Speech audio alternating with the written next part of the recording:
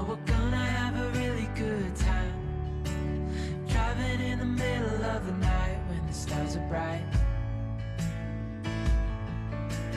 Pack our bags and get in that car,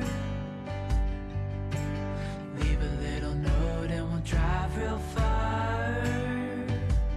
Let's get out, we can leave this city, let's drive to the open air. Yeah, the countryside is so pretty, with the wind blowing in your hair. We can look back someday, baby, don't you understand? Yeah, we only get one life, I wanna make it count. Honey, come on now and take my hand.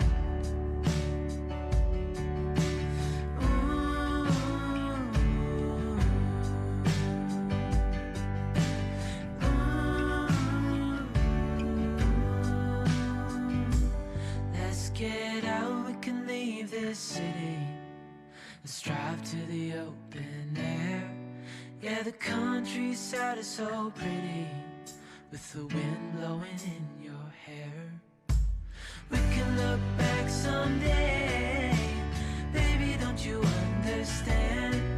That we only get one life, I wanna make it count. Honey, come on now and take my hand. Yeah, we only get one life, I wanna make it count. Honey, come on now and take my hand.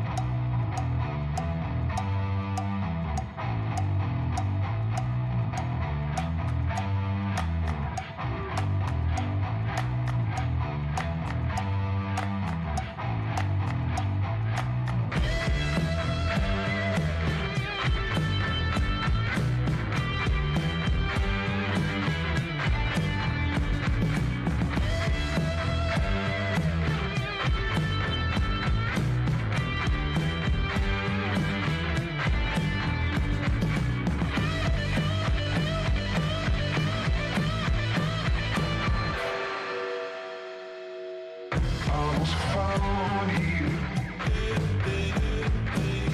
You'll come around here. I was found here. You'll come around here. Leading me higher. Leading me higher.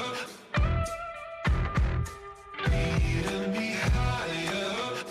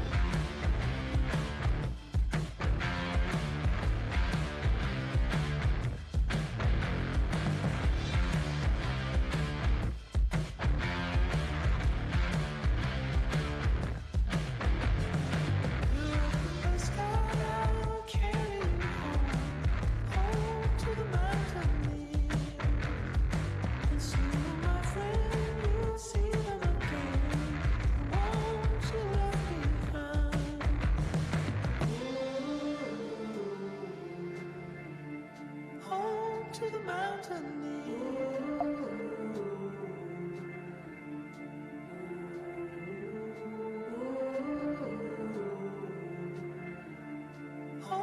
To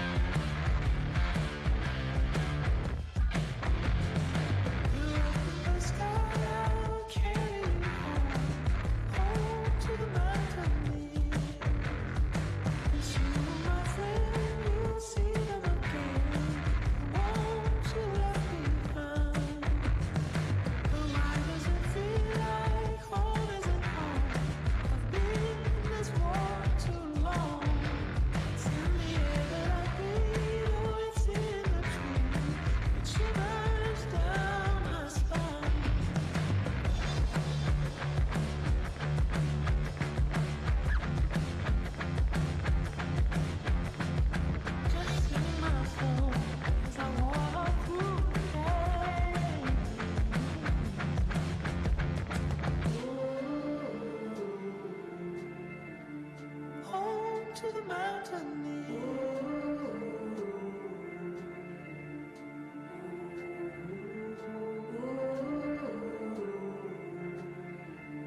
Home to the mountain.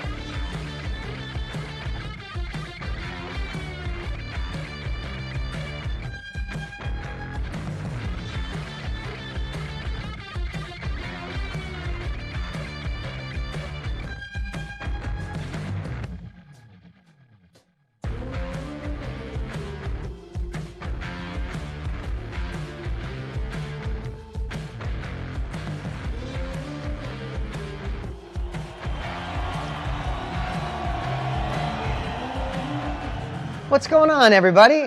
Good to see you here, the Mastermind family / Inner Circle. I'm pretty excited today. We got a kick-ass episode coming up.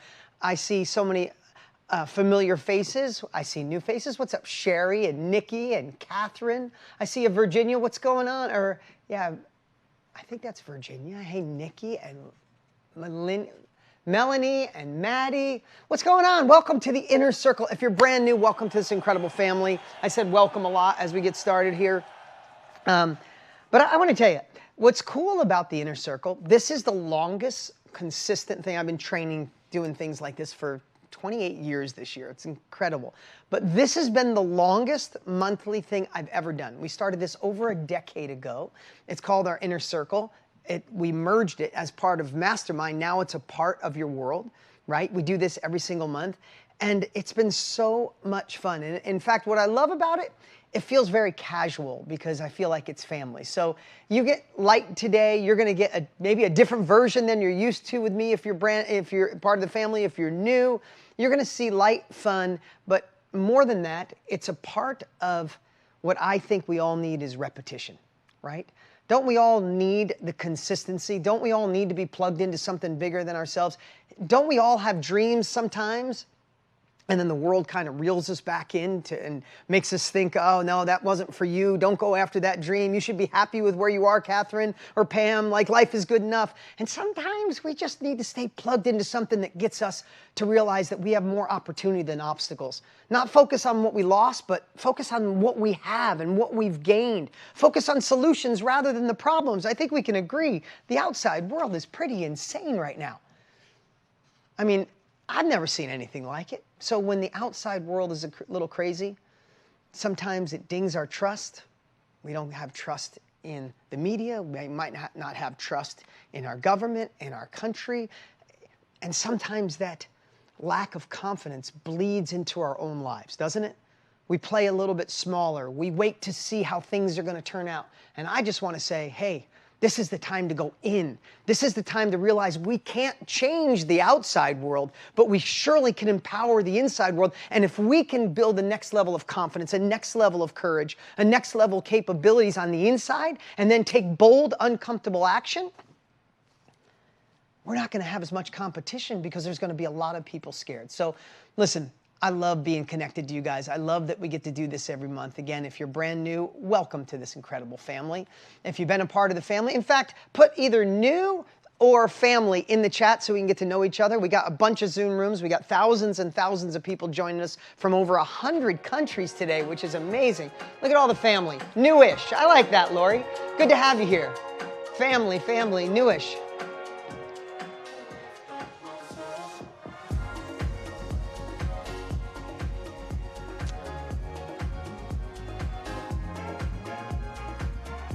Look at that, newish family. Now, I love it. Well, we got people coming in really fast, and I got a pretty cool special guest that's coming to join us today. I'm so honored. We'll be talking about that in just a few minutes here. But I want to start with the topic we're going to be sharing today is the power of storytelling. You know, as a kid, stories were just unbelievable. I have 4 children. My 2 youngest are 2 and 4. And when I tell them a good story or read them a good story, they're completely captivated. Do you guys remember being little and listening to a good story and you couldn't wait for every single bit of it? You couldn't wait for the next word? I love The Princess Bride, one of my favorite movies. Anybody ever watch The Princess Bride? And I love how it's read through the whole thing. It's this story that comes to life. But stories go beyond that, don't they? We have the opportunity to use stories in our marketing, in business. We have the option to use stories with our people that we want to influence, the people we love, our children, our spouses, significant others. We have the opportunity to tell stories that allow people to see. If you're a part of our family, you know I teach the story, teach, tool model. If we can tell an elegant story that captivates people, what do we get? We get their attention. In today's world where we're fragmented by this thing, when you can tell a story that gets attention, you win. Because when you tell a story, people go, wow, that's the experience you had, Tina? That's the experience you had, Joseph Smith, right?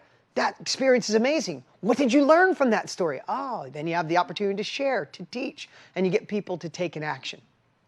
So I love that we get the opportunity to talk about this topic today of storytelling.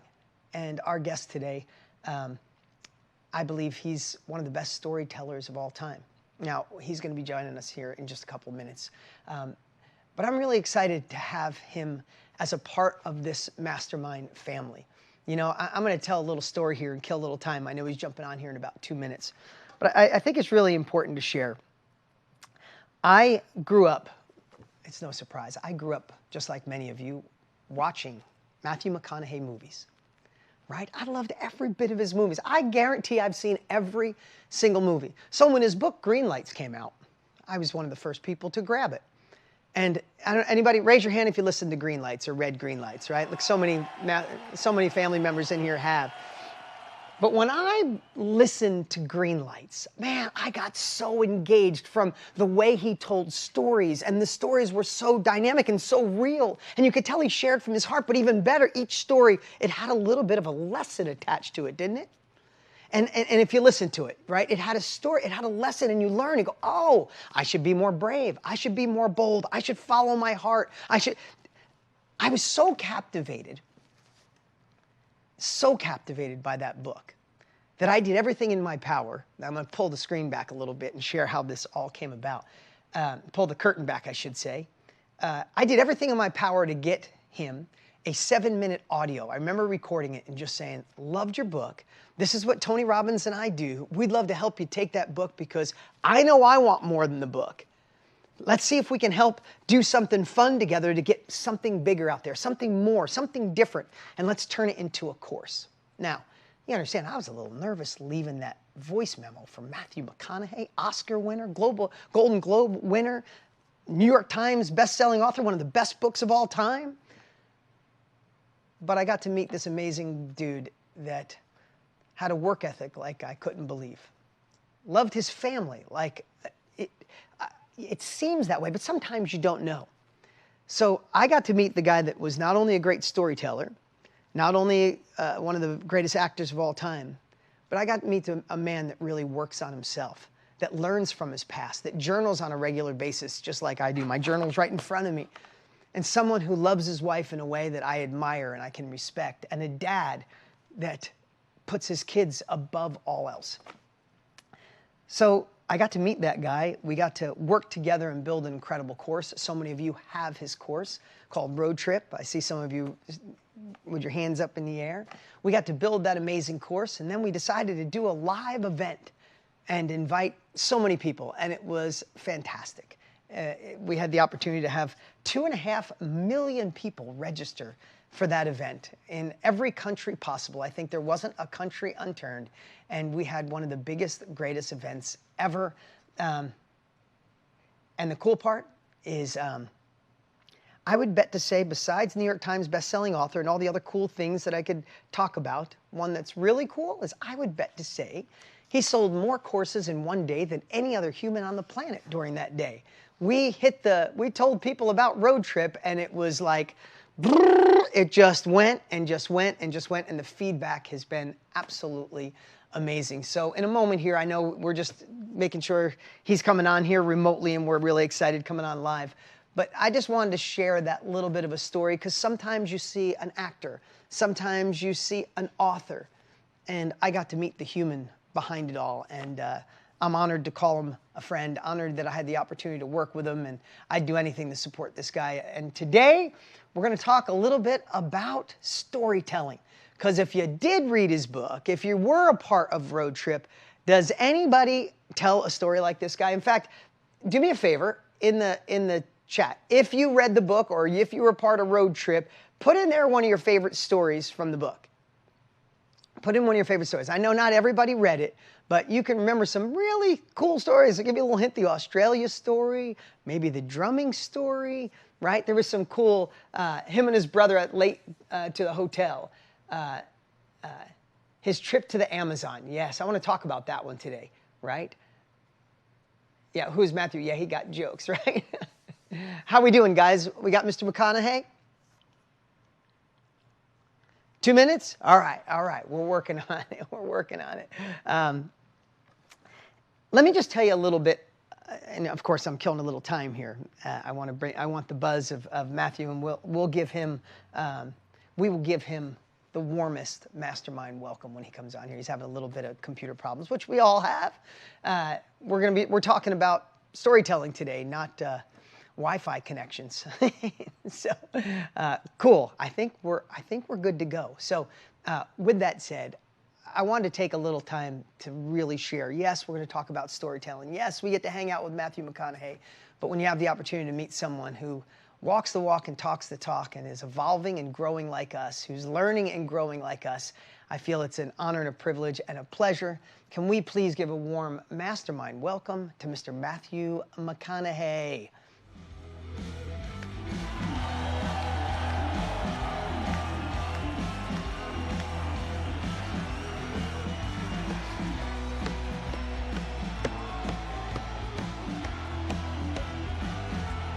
What's that? Okay. All right. What? False alarm. No, Matthew will be with us in a second. He's unfortunately having a little bit of Wi-Fi issues. So I'm just going to keep, this is a new talent of mine now, is trying to stall for a little bit until we get the tech figured out. But all good. Let me just share something with you. Oh, I think we're back up. We might, and listen, guys, just want to tell you, if we have a little Wi-Fi issue, it's all right. We'll figure it out. And we could always come back, do it another day if we have to, but I think we're good. Can we all give it up for Mr. Matthew McConaughey? What's up, man? Oh, man, can you hear me? Can you hear me? I can a little bit. It looks like it's going in and out a little bit, but let's give it a shot. We'll give it a shot. Excuse me, everyone's heard stories of Wi-Fi. I'm off in a location with my son on a set, and I had it all set up, but electricity is getting the best of me. Well, listen, Matthew, I know how busy you are, and everybody here appreciates it. This is an incredible group of humans that so many of them we just asked have read your book. They're a part of Road Trip. They're a part of the family, and they're excited to have you here today. How you doing overall, man? Overall, I'm doing really well, and it's a very exciting time in my life for my family right now. So got a lot of things to look forward to. The family's healthy. I got 2 teenage kids in the house now. Talk about storytelling. One of my favorite parts about having teenagers, and you know this, Dean, I don't have to edit my good stories as much because they're kind of age to get the good stuff and go, oh, you did that. I'm like, yes. Yeah, it's so funny. Before we get started today, just a couple of things. First off, I even had them, they might play it here in a minute. I saw a video 2 days ago of you kicking a soccer ball into a little net. Was that real, or was that 200 tries, or did you just nail it? Second try, Dean. That was second try. All right, do you mind? I'm going to play it. I want to play it real quick. Okay. Do you guys have that? I want to play that. We're going for that little hole, right? Yeah.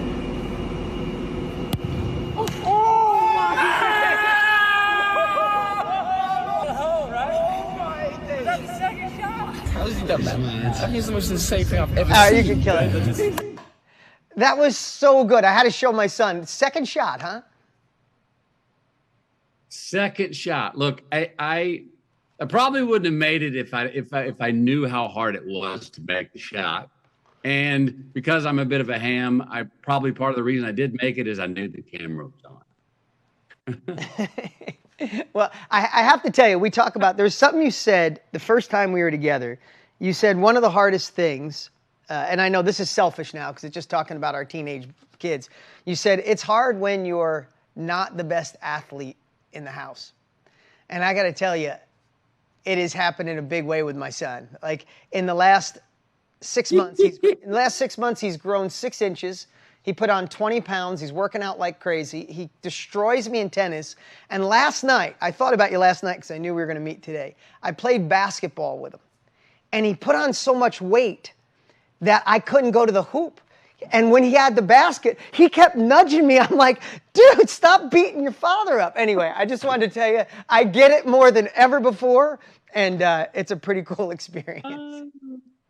Well, real quickly, maybe your ears were burning because maybe my ears are burning. Last night, my son and I were playing tennis, and he beat me for the first time. Wow. I hear that once it starts, it's a landslide. So we'll see. I'm gonna hang in there. I'm not ready to say this is just how it is now. I told him the same thing. In fact, we used to play that if he lost a tennis match, he had to give me $10, and if he won, I'd give him 25. So I stacked it in his favor. So last night he's like, hey, I need some extra money for my new car. Can we start playing each other 3 days a week? I'm like, that just ain't happening. Or we're going even money. Anyway, thank you for sharing that. Good seeing you. Hey, so today we're going to talk about storytelling a little. I think we just have fun, light conversation about it. But the first question I had was, we talked about it earlier. I love your stories. It's one of the reasons your book is so captivating. It's one of the reasons Road Trip is so captivating. Did storytelling start in your family? Was that something you grew up around, or is it something that you fell in love with? Or was it just something innate and natural? It's something that I did grow up with. Two things. The dinner table was where the stories were told. And my dad was a great storyteller. My older brother was a tremendous storyteller. My second oldest brother was a very good storyteller. And my mom was a pretty good storyteller. I was the youngest. I was looking to find the confidence to pick a silent moment between them talking and get one of my stories in. Yeah. And I remember after years of sitting there only listening and never having anything to add, one night I heard the gap in the conversation and I ended it with my story. And I got overexcited that I found that I had time, that I choked and I fumbled the story, and I got in a rush, and I anticipated the punchline, and it wasn't good. And my family looked at me with no empathy and was like, bah, bah, bah, and just moved on. And I was like, damn it, I missed my chance. Well, I came back and I kept trying to get chances, and finally started to have the poise and the confidence to tell stories at the table when I had my time and tell them well, and became a pretty good storyteller. The other thing was I looked up to my dad so much, and he would come on with these legendary stories about last night or last week, always in these places that I, as the youngest, couldn't be with him. So I heard these stories. And I longed as a kid to have one day, can I be there as a subject in one of those stories with my dad and his friends? And that took 18 in my family. And then I became a subject of some of those stories. But yeah, we had good stories and good bullshitters in our family. And a mother that my mom pretty much based her reality on, hey, if it ain't true, it ought to be. So we had good yarns. I'm not sure how many of them were totally true or how many weren't, and I guess it doesn't really matter. Yeah, you know, it's funny you said something. I know you were being silly, but it's so true that you have the opportunity to tell stories to your teenagers. Now I'm almost 18 and 16 without all the edits. And the truth is, what I've realized is the more real the stories are, the more impactful it is to my kids. They're actually listening now. I'm not trying to elevate or be different than anything that I was, and I tell the lesson I learned along the way. And it's getting to be so much fun telling them that last week, and I say this because stories transcend into business. It's part of your art. It's part of my art when I'm live on camera or I'm doing my thing. It's a part of influencing, if you want to subtly influence someone you're doing business with or influence your kids. It's such a dynamic part of doing it. But I want to tell you, for the last couple of weeks, and it really just happened, is my kids are hitting me up saying, hey, Dad, I got time today. Can we sneak off and go have dinner? And they're asking me about my past because it's not filtered anymore. And they're laughing at me because they remember the old version of the story. Like, hey, that's not the same story. You were selling us a bag of goods. The clean I'm like, version, yeah. Yeah, 100%. I mean, it makes me feel like the teenage years may be my honey hole as a parent. I mean, because I did notice this. You always thought it was parent first, and then you can become a friend with your kid later. I didn't know there was this bridge in between of being a big brother to them. And the big brother is, I feel like, where I can tell the stories without editing them. They can go, oh, wow. Or they can go, you did? I can tell the embarrassing stuff. I can tell the really more carny stuff and without editing, the stories are better than the clean parable that I told years ago. And it's so much fun because I'm feeling that more like a big brother than just a parent, and be able to tell these straight stories, and they see me as their age that they are now. And it's a little bit more of a big brother period for me in these teenage years. Is that similar for you? yeah, no, exactly the same. And so if you grew up fighting for your space at the table for the storytelling, your dad was a great storyteller, your brother was a great storyteller. I love that.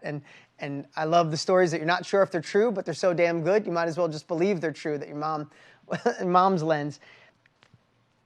I want to talk about some of the stories, and in fact, not everybody here has heard, most people probably haven't heard some of the stories. So I want to ask you to tell a couple of them if you don't mind, because I just love hearing them. But I was just thinking, because storytelling was such a part of you, have you ever had a movie role where they wrote a story for you and you knew you could tell it better? Maybe that's a weird question, because I don't know how that works. I don't know if you get to ad-lib. 100%. Look, let me go back to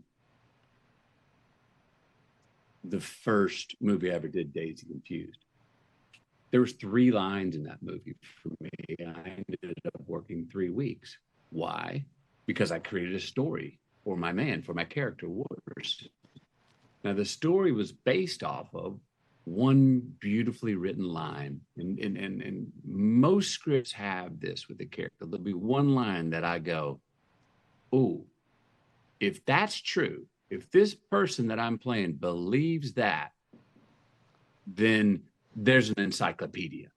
There's a whole book to be written. And that line in Dazed and Confused was David Wooderson, the 22-year-old still hanging out the high school. Checks out the high school girl walking by. His buddy says, you better cut that out. You're going to end up in jail. And Wooderson says, no, that's what I like about those high school girls. I get older, but they stay the same. And I remember reading that line and going, who is that? And so I wrote the scenes that I was put in to go with outlines written. I was telling his story. Someone who thinks that way, I know what they're buying in 7-Eleven. I know if they have some change in their pocket. I know when they're going home at night, what they're doing on the weekends. It tells you a world about a character. Now, so every script that I get, if there's a story written, I extend that story. I Wolf of Wall Street was a page. I extended that character's story into 4 pages. Now, sometimes what I come up with is better, but let's remember, it's always coming from what the writer wrote in the first place. Of course. The writer wrote the seed of the idea. I'm expounding on it and riffing on it because there are facts that the writer wrote that it goes, oh, well, let me extend that. If that's true for this person believes that, then let me get in their language. It's about getting subjective, looking through the eye of the character. I think that's one of the key things about any storytelling. And that's basically my job as an actor, to look through the lens of the character I'm playing and how they see the world. Well, there's a whole nother story there for every character that you play. So in writing and in storytelling, I think one of the keys is to play in your mind and in your heart each character as you're talking about them, subjectively, not objectively. It's similar to what we're talking about not editing our stories to our kids. Yep. We're playing the subject now. We're not getting objective and saying, oh, here's the parable. No, we're playing the part. Yeah. So, and I think that's the real key to great storytelling. So I write on all of my characters. I write stories, I expound, I make them longer. A lot of times my stuff works is better or different. A lot of times all the writing I do will bring me right back to what was originally in the script. In A Time to Kill, the final summation, I worked on that final summation with the writer Akiva Goldsman for 4 months. What I ended up saying in the courtroom was basically the first thing he wrote. Now, that doesn't mean that all those 4 months of writing was a waste. No, it actually helped me understand the original text better. It brought me right back to home. And that'll happen sometimes. I love that. You know, we talked about it. We got to spend some time together working on your course, which was so much fun.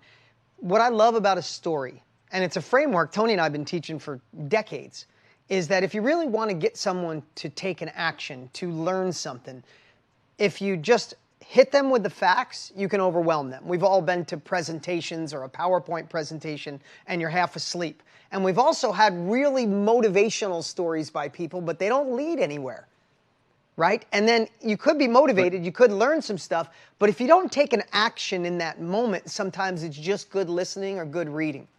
And what I loved about Greenlights before we ever talked, before we ever had a conversation, and I love what you did in Road Trip, is we've been teaching this, like I said, for decades, is to get someone to do something, to learn, to change, you got to have 3 elements. You got to have a story, then you got to teach them what you learned through that story, and then you got to ask them to do something towards that. And I'm not sure if you have your own ways. I love subjective, objective, the way you look at it. But as I listened to your stories before I knew you, I'm like, that's the ingredients. Like, the stories got me captivated. What the hell did he learn by being in Australia? Oh, I could start appreciating shit right now, even though it sucks, right? Like, it had all the elements. Right. In fact, one of my favorite, if you don't mind sharing, is I love the wrestling match in Mali. It had so many incredible elements in there. I got Melanie, she's laughing already. We haven't even started the story yet, right? But I'd love for you to share that, and then maybe we could break it down a little bit. Sure, love to. So I had a second dream. You know what kind of dream if you read Greenlights. And one of the elements in the dream was I was supposed to go to Africa. I didn't know where to go. So one night while staying in a little hotel in Dublin, Ireland, I was listening to one of my favorite musicians, Ali Farka-Touré. And I was like, oh, where's Ali from? And I looked it up, Nia Funke, Mali. I said, I'll go find him. That'll be my point on the map of which I'll chase. So I go to Mali. I have a one-way ticket in the backpack, and I find him 4 days in, and then I end up going hiking into the Bandiagara, where these beautiful villages are spread out, 10 to 15 miles apart from each other at the base of these cavernous canyons where the river runs. And we would hike from village to village each day. Well, one of these villages, Benjiamatu, this was about day 15, long enough where I really felt like I felt at home. Now I'd been there long enough where I had the rhythm of Africa and the rhythm of the hikes. So I show up at this camp after hiking for 15 days. Can you hear me, Dean? I can. Just if you guys could turn it up Okay. a little bit, that'd be great. No, keep going. This is So great. I show up at this village after a 15-mile walk, and it's about sundown, and I lay down and I start stretching from the day and everything, and all of a sudden I hear the ambiance of the village coming close to me and getting loud, and it's about 40 people. And there's all this excitement, and it's in Bambara, the language. I don't know what it means, but you can tell there's an excitement over the village, and it's getting very near me. As that happens, I look up, and through these people, villagers that had circled me, steps out this large man built like a tree trunk with a burlap sack wrapped around his waist, and he's got a very serious look on his face, and he stands above me and looks down at me. The village is very excited. I don't know why. He points at me, points to his heart, and then points over to the left. And as he does that, the villagers start to scream, and I recognize this is some sort of challenge. All right. So my heart starts pumping, and I go, and I already know that they like to wrestle in Mali. And I'm like, okay, I think this man is challenging me to a duel of wrestling. Heart starts to beat. Oh, shit. As my heart's starting to beat, going, no way. My body's getting up to accept the challenge. And all of a sudden, I notice I'm standing up in front of him and I point to him. Then I point to my heart. And then I make a move to the left to where he pointed to a large dirt pit.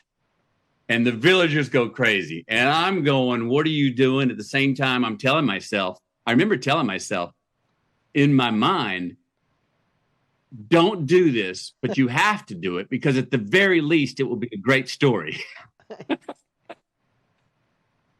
So I walk to the pit. The chief comes in. Now about 100 villagers have surrounded on the outside, on the outskirts. The chief holds our hands up, introduces us, puts our hands down. The wrestler's name was Michel. He gets down and he lodges his head into my collarbone and gets like a bull holding me by the waist. So I lodge my head into his collarbone, opposite collarbone, and hold his waist. And we're like two bulls facing each other now, right? Like this, in the middle of this dirt pit. And all of a sudden I hear this chief go, "Dah!" Which when the villagers all start screaming, I find out that "Dah!" basically means ding, ding. It's on. Well, I start to think, my leverage in my family as a wrestler was always my lower body, my legs and everything. And I start to think I'll have to get him low because this guy's really big on top. Well, as I'm down there circling, I notice this guy's legs are like tree trunks. I'm like, this is not my advantage anymore. I don't think I can get him low. Well, we circle. He pins me. I flip him off. I pin him. I get him in a headlock, body slam. It's going on. There's no hitting, but there's heavy wrestling. Blood has been drawn. And all of a sudden, the chief steps in and separates us for what was, I don't know if it's over or what. I had a beard. My talismans in my beard had been ripped off. So there was blood coming down my neck, my knees, my shins were bleeding. And I was covered in sweat, basically hyperventilating. And I'm looking around, the crowd's going crazy. And I look at Michelle, the guy I'm wrestling, and he's just stone-faced, barely a glisten of sweat on him. And he's just looking at me. And I'm like, oh, shit. That's when the chief goes, yeah, meaning round 2. So Michelle grabs my waist, lowers his head into my collarbone. I do the same. We're off. We twist, we flip, we go all over the place. It's a great match. And all of a sudden, Chief steps in, separates us, and the crowd comes in and starts and hoists me up and starts going, Dowda, which was the name I was going under, David. And Dowda is David in Bambara. And as I'm being lifted up, going, wow, what's this all about? I see Michelle take off running, leaving. So I'm feeling like they'd anointed me as being victorious. This is when I learned a story that no, they don't measure in victory, wins, or loss. They were lifting me up because I, quote unquote, handled Michelle. Not won or lost, handled. And that I was getting the appreciation from the moment I accepted the challenge. That was the victory to them and for me. So that night felt great. The next day, when I went to go walk the next 15 miles to the next village, waiting on the outskirts of the village was Michelle. He held my hand and walked me 15 miles to the next village without saying a word, and then walked back on his own. I found out he had done that out of respect because white men named Dowda had accepted the challenge, of which I also found out Michelle, the villagers all thought that Michelle would have white men named Dowda on his back in 10 seconds. Because Michelle was not only champion wrestler of this village, Michelle was champion wrestler of this village and 3 village back. So they had said, you did good, Dowda. The ending beautiful part of this story is I went back there unannounced 6 years later. Michelle had 4 kids now and a busted hip. He walked with a big limp. So there was not going to be another wrestling match. But the next day, 6 years later, when I went to walk to that next village, guess who was waiting for me with a limp behind the same tree he had waited for me 6 years prior to walk me 15 miles to the next village, holding my hand? Michelle. Wow. It's an exciting and an emotional story at the end. Him waiting for you at the end is such a testament of the decisions you made. And so when I hear a story like that, not to break down a beautiful story, but some people feel, hey, that sounds amazing, Matthew. Even if I had the same experience, I don't know if I could tell it that way. And as I think about it, is there, when I say story, teach, have somebody take an action, right? It's really a scene of your life. It's not the whole story. We didn't know about your first movie. We didn't know about the rejections you had or when you moved to Texas or your first child. Like, we just knew that one slice when you said, I had a dream, a specific dream, and I decided to go to Mali, right? It was the scene of your life. So when you repeat that story, have you been doing stories so long that has become natural, or is there a little bit of a framework you think through? I mean, you know that story as you tell it. Oh, go ahead. So the story, the moment where that story comes alive, the moment that even allowed that to become a story, the moment that led to 6 years later, the same man walking me 15 miles, the moment that would lead to me, if I go back tomorrow, that he would still see me, embrace, and walk me 20 years later. The moment was when I was on my back and he challenged me and my heart started racing and my mind said no and my body said, oh, we gotta. That was the moment. That's when the thing comes alive. It was very seconds in a very short amount of time. It was a very scary decision. I had the little excuse in my head that was like, I don't know what'll happen, but like I said, at least this will be a great story. It also, I had the little thing in my head going like, oh, if you don't do this, you will regret finding out what would have happened. Yeah, I love that. And as my mind's going, my body's getting up going, dude, we got to do this. We have to find out. That's when the whole story comes alive. And I remember that, just telling it again. I remember the exact moment. I remember my heart racing and speeding up. I remember my body getting up, not listening to the more reasonable part of my mind. I remember that yin yang in that moment. But the action of getting up and accepting that challenge led to all the extra beauty that leads into that beautiful story that makes it a love story, that makes it a story not about win and loss, about accepting challenges, that makes it about respect and lifelong respect for one choice, no matter the outcome. That's when it becomes something. And I didn't know it would become that, but it did. But that's the moment. So if I tell that moment, and then just tell the truth of what happened after that, the event, the rest of it's sort of events, but you see what they all led to. I had no idea that would lead to the village hoisting me up. I had no idea that would lead to him waiting for me the next day as I left to walk me 15 miles. Even though that night, I think he felt shame. I think he thought he was going to win right away, and the whole village did. But he still had the respect to meet me and walk me. And then 6 years later, to do the same thing. Whoa. I knew that one decision of getting up, I had left my scent with them. I go back today. They remembered Dauda, the one who handled Michelle, who accepted the challenge with Michelle in 1999. That's who I am. So some stories are gifts that given. Some stories have infinite, measure and merit and glory to them. I mean, that one just became beautiful, and it was based on that one decision. That was, trust me, my mind was going both ways. All reason said, do not get up. All passion said, dude, you gotta. We have to find out. You know what I love about that story? So I can remember, and you could put it in the chat. Matthew could see some of your chats. We have thousands and thousands of people right now, but you could probably see a couple hundred. Put in the chat, out of that story, what did you take from it? Out of everything you heard, was it the love?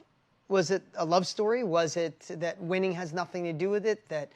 The reason I stare at that story of respect, warmth of respect, no regrets, respect of culture, respect the lesson, the proving grounds, embrace challenge, never give up, look through the lens of love, respect, story, accepting challenges. And keep writing them, because Matthew's watching them as well. I want to tell you, when I first heard you... Brotherhood. Answer the call. Yeah. When I first heard that story, Matthew, because I can remember, it's the reason I asked you about it today, the thing that I wrote down, and maybe you said it, but what hit me more than anything was the fear of not knowing. I remember thinking, that is the thought I'm going to have to myself. When I'm in a challenging situation, I borrowed that from you since the moment I heard it, and you reinforced it when we got to spend time together, and now I realize you say that all the time, and it's part, but I borrowed that from you, and right now, there are so many things I'll start new and go, I don't really need to do that at this phase of my life, but shit, the fear of not knowing will kill me. I got to do it. So the reason I love stories so much is look at all the beautiful things. It's a journey, not a destination. Taking on a challenge. It's not about winning or losing. It's honor and love.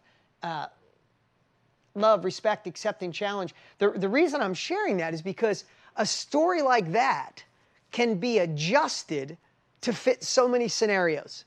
Your son loses a tennis match or a surfing contest. Man, what a great story, right? Or your son is afraid to try something new, or your daughter's afraid to try something new. Hey, here's the fear of not knowing. That story could have so many powerful outcomes with a subtle little shift. Yeah, amen. I mean, that's because there's no direct advice in that story. There's not one part of that story where I'm saying, so this is what you should do. And I don't think any of us truly, well, many of us, me included, need advice. None of us, I think, really love to get direct advice. We want to find it. We want to hear, someone can hear that story and see the metaphor and put themselves, their own position there in their own life at the time. in to the subjective place where I was and see themselves in a similar situation, then you, the individual, make your decision to make the choice to take action or not to for whatever that predicament may be. Then you own that. I don't own that. You own that. No one owns that but you. That is an empowering feeling with all our decisions. And I started this off talking about raising our kids. I think we're all trying to do that. I give advice all the time, but when I do it well, I don't really give advice. I just say it in a way where they get to make the decision. I think we always want to the best teaching I've ever gotten was when that teacher made me feel like I had the idea. When that teacher made me feel like, oh, I owned it. It's my decision. And I know now that many of them have tricked me to let me know that. And I'm like, you for tricking me because I believed it was mine. And it was, but they go, it's that thing that Jesus says, when you hear the truth, you leave the truth in the kitchen. It is as you say. It's a very empowering thing when you're in a conversation or you share a story and someone says, and I think I'm going to do this. It is as you say. Then it's theirs. Yeah. You got a lot more horsepower behind your incentive and motivation to move forward. No, I love that. And it's funny, this is your story, and this is probably I'd say the fifth time I've heard that story in my life. And every time I hear the story, it means something different to me. Like for some reason, the first time I heard it, I thought, oh, I'm never, the fear of not knowing is too big for me. It's stronger than the doing. So I have to, I don't want to live with regret, so I got to do it. When I heard it today, I got like tears in my eyes when you talked about him waiting behind the same tree. And I thought, man, if you didn't take that action, you wouldn't have found that love. And that's his own kind of love. I love the fact that you walked for 15 miles without saying a word. It's almost like your other story when you're with, yeah, it's like your other story. After hours and hours of talking, it says "me too," right? Like it hit me in a different way. So I was going to ask you, as you get older and tell that story, teenagers, different phases of life, does the story have different meanings for you as you tell it? It does. And one of the themes that I've been trying to talk to my children about that this story exemplifies, excuse me, and you just reminded me because I haven't used this one with them, is our actions and our choices every day. What we do, what we choose to do, what we choose not to do, how we behave, how we treat others. I've been talking to my children.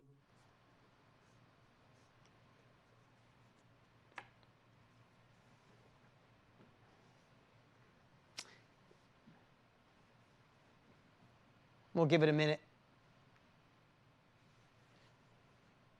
Hey guys, I know the internet's not perfect, but put it in the chat because Matthew could see it. Who is having an incredible time and happy you're here today? Greg Foster, thank you for putting a thumbs up first, right? Is this amazing or what? I love that he's away with his son and fitting this time in for us. All right, you're back, Matthew. So you said we lost you with your son, with your kids now. The reason you want them to, their actions and choices every day. That's kind of where we lost you. Yeah. That the choices and actions we take every day, starting from their age and even younger, we're building an army of allies in humankind. But to be behind us or to be against us, to be friends or foes, to have our back or to try and stab us in the back. Wow. And I have proof that things that I've done that didn't have any measurement at the time, I didn't see it, but I've gone places where people come to my defense because of how I treated them 30 years ago. I've built some allies. And so I'm talking to my children about how you treat, what was one example? Like going to that concert and that security guard lets you in. And it's a long line of people. Thank him. Because there's going to be a day where you're 20 people back in the line and that same security guard is going, nope, that's it. No more coming in. And he may look back and go, hey, you, Levi, come here. Letting you in. I don't just it matters. You're building an army of allies. And so that turned out to be an example. I have a friend. I have an ally in Michelle, in Mali, Africa. What does that mean? I don't know. If I go back and we're crossing that same river and it's loaded with the crocodiles, he may help me out. He will help. A better chance of helping me out than if I wouldn't have had that run-in with him. You know what I mean? So we're building allies, a chance to build an army behind us and allies. And look, we all have enemies out there, but boy, I don't think we can have enough allies behind us that are at least like, no, you know, your reputation starts to precede you as you get older. And if we make certain choices we make in life younger and all through, it starts to precede. You know, I have a reputation in the film business. McConaughey shows up on time and McConaughey's ready. Doesn't always have his internet connection just right, but he shows up on time and he's ready. That's preceded me. You know, now when I go to work, they're like, okay, we don't have to tell McConaughey to, like, you know, you got to do this. We don't. They call a lot of times. They call us in early because they think we're going to be late. They know I'm not one of those guys. They're like, no, we say 8. McConaughey's there at 8. He's ready. So in ways like in our work or in relationships, our reputation can start to precede us, and that comes from choices that we've made in the past. And if we're consistent with those, we're building that army of allies that are for us. That are, as I wrote in Green Lights, that are hustling to make us more satisfied, more happy, more joyful in life. You know. God, what a great lesson. As you say that, I just took a bunch of notes for my kids. It's like building allies or enemies for the future. Which one do you want to do with the choices you get to make today? And I got to tell you, that reputation does follow you around. When we first started talking, and Todd, who's, you know, part of your family, part of your world, he said to me, out of all the people you could do this with, McConaughey's the best, because he'll show up on time, he'll do the work, he'll do it right, and he'll do it with a smile. And he said, I represent a lot of great people, but he's your guy. And that was before I knew you, before we even decided to do something. And what a great thing, because you had those patterns, you modeled them, and you built some allies along the way by doing what you say and say what you mean. Yay. Amen. One last question I got. There's a lot of people on the amazing comments here. Thank you for spending this time. I know you're with your son. To fit this in, this is incredible. Thank you. 100%. When you watch somebody who's a master storyteller like you, there's a lot of people who have stories they want to share, and they might be thinking, I don't think I could do it that way. If Levi was asking you, Dad, what are just a couple high-level things that could make me a better storyteller? Like, what I love about our generation compared to at least with my kids, I'm trying to help them find that position at the table, that spot that you were trying to fill. When I was a kid, I would have had to fight for that spot, right? So a lot of this, you fought to get it. In my family now, I'd be like, hey, let's open a spot for Brody and let's see if he could fill it, right? So it's a little different approach. So if you were giving Levi a little advice on how to tell a story rather than try to get in there, kid, and see if it falls flat or not, what are a couple of things you could tell this amazing audience to improve their story? Look, before thinking about how will it sound to the listener, how will it sound to my crowd, how will it sound to people across the table, stick with what you know. What's personal. Keep it personal. That you invite everyone else in, but somehow personal it is to you. It's when you see a good storyteller, they're not necessarily performing for you. You see them having an experience in the telling of the story. That experience they're having, that's what pulls you in. Look, Garth Brooks played at our annual gala last year. I learned something from him. Number one, he only talks to the cheap seats. Number two, he never tells anyone, hey, get up. No, he's having so much joy and so much energy in singing his song that all of a sudden you just find yourself up going, whoa, singing every word with him. And he never said, come on, get up. No. You saw the joy he was having, and it was infectious. All of a sudden, you're standing up. I was standing That's, up singing, what a so I great know I was storyteller there does. standing up and singing. You're right. He brings so much joy. It makes you. And he didn't ask you to stand up. I love Yeah, it. and he didn't ask you to stand up, did he? No. And So, now that you say it, all he personal, did was isn't it? look up. He did look up at the cheap seats. You know, I say that there wasn't really any cheap seats where Only you were, people but he he was talked looking. to. Wow. Yeah. And so keep it personal. Have an experience in your telling of it. That can become that's very interesting to a viewer. Secondly, I would say earn your pauses. You earn your punchline. If you tell the story well, you earn that pause. Have people before you deliver the coup de grace, before you deliver the punchline, before you deliver, and here's the moral of the story. And here's what happened. Earn that punchline. Don't be afraid of that pause. Because it gets quiet. Everyone goes, uh-oh. Uh-oh. Did they forget what he said? What he was going to say? No, I didn't forget what I was going to say. Or maybe I did. But here's a pause. And then lay it on them. Because every story needs an ebb and a flow. Like we talked about it earlier. And I work with Salesforce. They're a data company. Data speaks to the brain, but it's not a great story. Stories go to the heart. It's like we talk about food. Stories are like food. It's a way to get to the heart. And a story that just makes sense mathematically can be like, oh, that was great. Okay. I didn't do anything, but that's great science. It's great data. These can be about the science and about data, but you got to speak the human side. You got to let people see themselves in that position, themselves in marketing, themselves in that product, why they need that product, why that product would improve their lives. That's what marketing is about. Data is nice to have, but it's not story. We can get stories from data to humanize them, but you got to speak to the heart, and don't be afraid. That's when I say, don't stay personal. Keep it personal. Play the subject of every character you're telling about. Be the subject.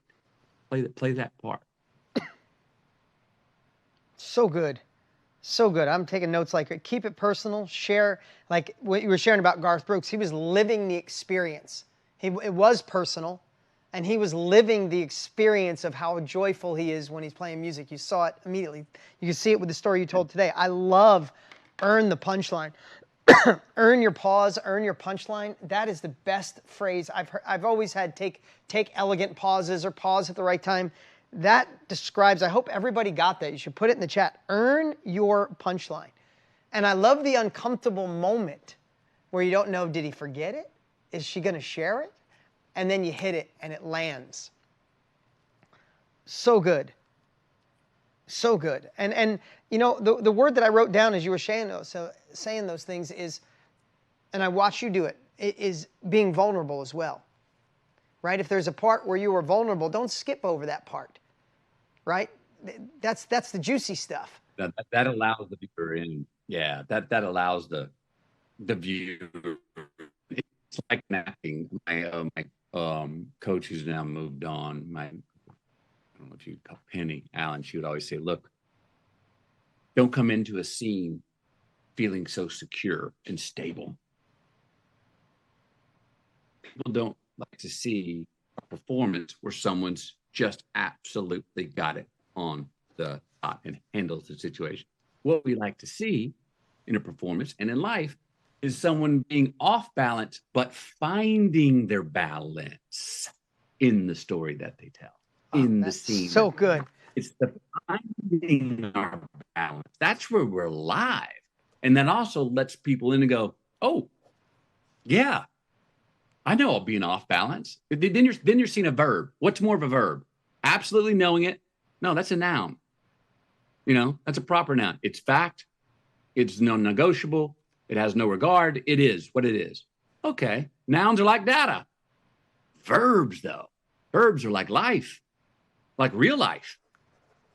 You know, verbs in my green lights book, the verb is really the yellow line. Ooh, where the choice is, do I slow down or speed up? Ooh, that's tasty stuff. We all have that decision. So the verb is life, coming in off balance, telling that vulnerability, sharing that part where you're like, and you won't believe what I did here. Being able to laugh at yourself while you're telling the story is very important too, if you can do it. Then you're having the experience of the embarrassment or the anger or whatever, the sadness, whatever it is. Share that, and experience that yourself again. That's the other thing about storytelling. I'm always asking Zach Bryan, and Bruce Springsteen.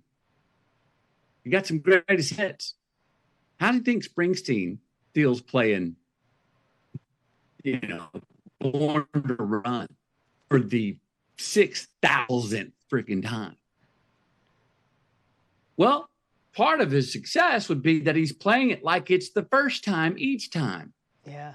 And he probably has to go back and go, why did I write that? Because boy, when I wrote it, it was alive. So how do I make it alive here the 10,000th time that I sing it?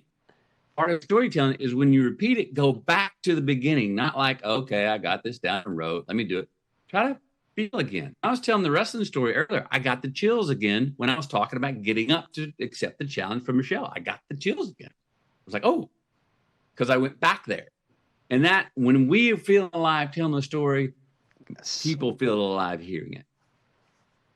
Matthew, so good. I got so many notes. I have to do a live training today, and I'm not kidding. It put me back in the space because there's a story I tell, a kind of a hero's journey start, and I've told that story 5,000 times in my life, right? And it just reminded me that story means so much to me. We've all been at a pivotal place in our life. Make a left or make a right. You're at a fork. You can't keep going straight. You got to go one way or another. One way is a little scary. One way is a little comfortable. And thank God I took the scary route. Just like when you moved to Texas and decided to shift movies, a scary route, right? I don't ever want to lose sight of how scared I was the day I was at that fork in the road and knew I couldn't leave my life the way it was. There was no way to go straight. I had to go one way or another. And you can get numb to the story, and it shares the principles, but it doesn't share the soul. So I just want to say thank you today. Thank you for taking the time. I know you're with your son. This was fantastic. So the internet was a little blurry, but we could hear you perfectly, and everybody's loving it. If we could all give a little love for Matthew taking this time with us today. Thanks, brother. Good luck. Let me know if your son keeps beating you in tennis, because I think I'm done as well. So maybe next time I see you, we can play, and it'll be more fair. You know what I mean? So.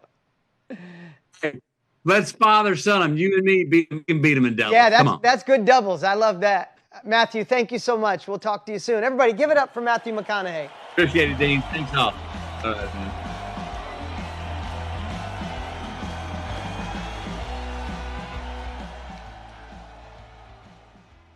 That was fun. Now, I hope that you guys wrote down that last little bit. I know you did, but I'm just going to share what I have. I said, you got to keep it personal, right? And if you keep it personal telling the story, it brings back the emotions, right? Remember, it's just a scene of your life. It's just a scene of your life, not the whole story of your life. But if you keep it personal, then you bring out the enthusiasm. You get to live the experience, which I think is a part of the vulnerability, right? You get to live the experience. Then you want to earn the pause. Wasn't that cool? Earn the pause. Earn the punchline. And then I said I can't even read my own writing on this one, but the story comes to life when you live it that way. So I hope you guys got as much as I did. I have so many sloppy notes. I just been writing on all over the papers on my page here. They're on note cards. They're on a little piece here. I got some in my journal, but I'm going to fine tune everything I learned today. Now I know the internet wasn't the best, but how cool is it that he took an hour with us while he's away with his son, trying to get a little time in as a dad. He took that space. For those of you new to our family, there's 3 other trainings with McConaughey, Inner Circles, over the last year that we've done together that are all 10 out of 10. They're unbelievable. And a bunch of you asked, so many of you have Matthew's course Road Trip. But if you'd like it's probably one of the best-selling courses in the history of the world. It's an unbelievable course, and if you guys are interested, you can write this down. It's jointheroadtrip.com. This wasn't about selling today, but so many of you asked, I don't have the course, how do I get it? It's jointheroadtrip.com if you'd like. It is truly one of the greatest courses ever. He came here for 7 and 5 days, almost 13 days. We worked till midnight almost every night. He wanted every word perfect, from the set to the lighting to the words he spoke to the lessons I mean, he's got lessons like writing your own eulogy in advance. Ooh, that's a good one. If those of you, Greg, you must have it. You know what I'm talking about. It's an incredible course. So anyway, guys, thank you as part of our mastermind family. Those of you who are here today, who have just joined in the last couple of days, this is what we get to do every single month. But really, don't forget, you have everything inside Mastermind. A new course every month, new training every month, a library of over 80 courses, a library of over 100 inner circles. Anything you can ever think of is there. Training, GG, AI, and most of all, we just love having you a part of the family. I love these monthlies, and I'll be doing them for another 20 years. So thank you guys so much. I appreciate you. This was an amazing day. Thank you, Matthew McConaughey. And for those of you in the Mastermind Business Academy, we'll take a 5-minute break and we'll be back. Thank you, everybody. See you in a minute.